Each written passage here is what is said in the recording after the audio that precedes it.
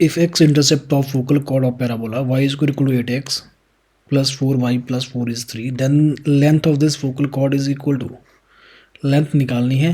Parabola दिया हुआ है, लेकिन पैराबोला कैसा है? स्टैंडर्ड पैराबोला नहीं है बिल्कुल भी। ये एक ऐसा पैराबोला है जिसके एक्सिस तो क्या है?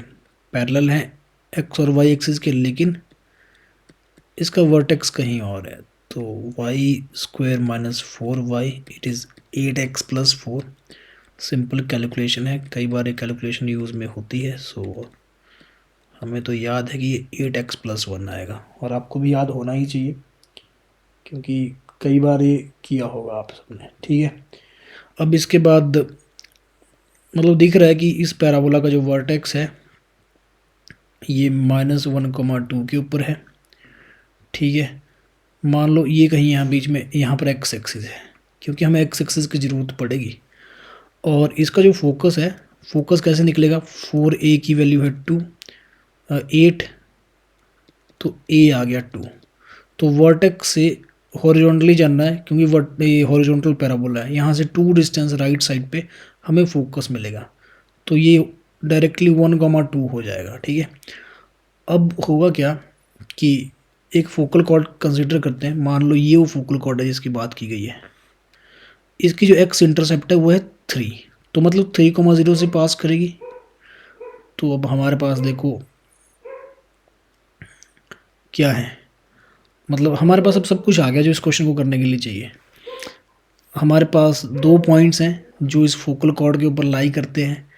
तो मैं आपको यहाँ से करने का बेस्ट तरीका बताऊंगा, जो सबसे छोटा तरीका है।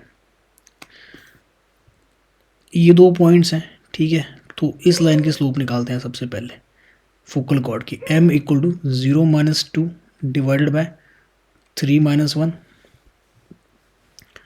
तो ये हो गया -1 आ गई इसकी स्लोप। ठीक है, m आ गई। अब इस हम पूरे स्ट्रक्चर को शिफ्ट कर देते हैं। इसको मैं उठा के ना इसका वर्टेक्स ओरिजिन बना देता हूँ इस पैराबोला का।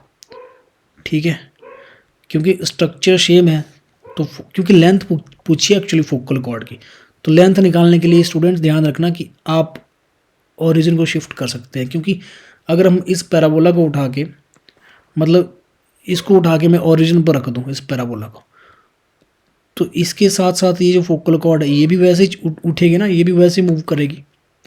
थोड़ा सीधा सा बनाते हैं, ये भी बिल्कुल इसके पैरेलल चलेगी ना, बिकॉज मैं रोटेट भी नहीं कर रहा हूँ तो पैरेलल चलेगी। और इवन अगर रोटेट भी करते तब भी लेंथ में कोई फ़र्क नहीं पड़ता। इसको ऐसा बना दिया मैंने, तो मतलब उसके लिए क्या करना पड़ेगा? y-2 को कैपिटल Y पुट करना पड़ेगा और x प्लस 1 को कैपिटल X पुट करना पड़ेगा। तो पैराबोला कुछ इस तरह का बन जाएगा। अभी ये पैराबोला बन जाएगा capital Y square equal to 8 capital X. अब इस पैराबोला में मुझे उस फोकल कॉर्ड की लेंथ चाहिए जिसकी स्लोप कितनी है? -1। क्योंकि आप ध्यान दीजिए, ये पैराबोला मैंने मूव कराया तो जो फोकल कॉर्ड है वो भी तो पैरेलल मूव करेगी ना, डायरेक्शन चेंज नहीं की है पैराबोला की, तो इसकी स्लोप उतनी ही रहेगी। स्लोप उतनी रहेगी तो हमें पता है लेंथ की वैल्यू कितनी होती है। लेंथ होती है ए टी प्लस 1/t², ये होती है ना लेंथ। ठीक है, अगर मान लो point and point P of T है और दूसरा क्या है, तो दूसरा क्यू ऑफ -1/t हो जाएगा, है ना। ये तो बेसिक्स हैं फोकल कॉर्ड के। तो अब इसके बाद स्लोप वैसे तो -1 है, लेकिन अगर हम बात करें in terms of parametric points तो ये t - 1/t होगा, because you should remember that slope of a cord with and points t1 and t2 ये होती है 2 divided by t1 plus t2। तो यहाँ पर t2 की वैल्यू एक्चुअली -1/t थी। ठीक है, तो यहाँ से मैं इसको सॉल्व करता हूँ। अब t - 1/t इट इज़ -2, तो लेंथ आ जाएगी। a की वैल्यू 2 है एंड t प्लस 1/t का होल स्क्वायर, इसको मैं रिप्लेस कर दूंगा t - 1/t whole square plus 4। Algebraic identity लगा दी, सो वैल्यू पुट कर दी 2, इसका स्क्वायर 4 प्लस 4, आंसर इज 16 इसका सही आंसर है। देखते हैं ऑप्शन नहीं था, ये न्यूमेरिकल वैल्यू वाला था। ठीक है, ये तो था छोटा तरीका। अब इसका करने का थोड़ा सा लंबा तरीका, मतलब आप यहाँ से ना इसकी इक्वेशन निकाल के अगर स्लोप की तरफ नहीं जाते, लंबा भी नहीं है ये, थोड़ा इनोवेटिव सा तरीका है, मतलब जो दूसरा तरीका है वो भी छोटा ही है। अगर आप इतना नहीं सोच पा रहे हो, आपको ये कैलकुलेशन टफ लग रही है, तो आप क्या कर सकते हैं, मतलब पैरामीट्रिक पॉइंट्स के बारे में ज़्यादा नॉलेज नहीं है तो इसकी इक्वेशन तो लिख ही सकते हो ना, y minus two equal to slope आ गई थी -1 एंड x -1, और इक्वेशन को लिखो और इन पॉइंट्स के लिए सॉल्व करो पैराबोला के साथ। पॉइंट्स आगे तो डिस्टेंस फॉर्मूला लगा के फिर लेंथ भी आ ही जाएगी। ये भी एक तरीका है।